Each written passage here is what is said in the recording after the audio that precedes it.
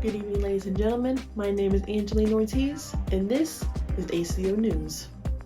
Today's news broadcast will be critiquing other news broadcasts on how they have portrayed our current issue with Ukraine and Russia, and how they do not portray the solutions to this issue.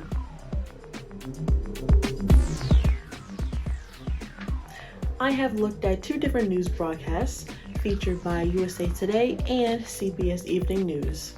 Both news broadcasts described how this conflict has started between the Ukraine and Russia.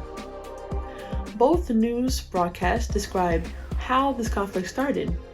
So pretty much, the Soviet Union was once a group of many countries, including Russia and Ukraine, but now the Soviet Union has broken apart and is only left with Russia.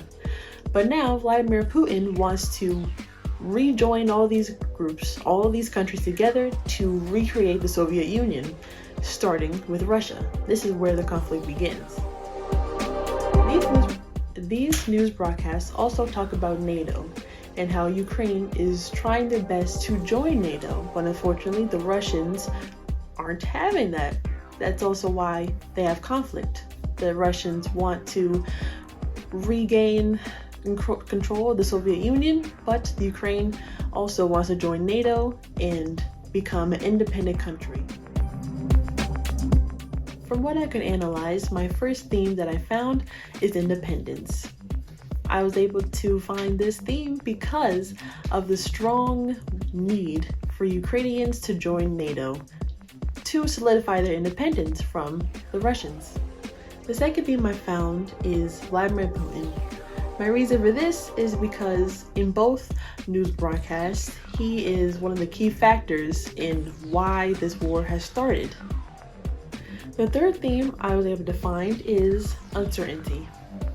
My reason for this is because after watching both news broadcasts, I was able to find the 5 W's, the who, what, when, where, why, and the how, but not necessarily of what's going to happen in the future.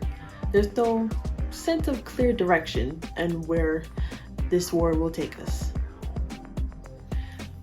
For my interpretation, I was able to conclude that the creators of this broadcast wanted to obtain all the facts and start from the beginning of why this conflict was happening so that they could explain why this conflict has grown over time.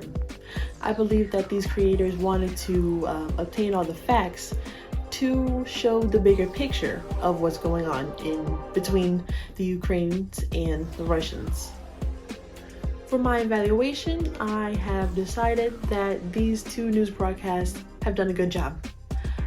Me personally, after watching these news broadcast videos, I was fully able to understand why this war was happening, how it started, and who was involved, what the goals were.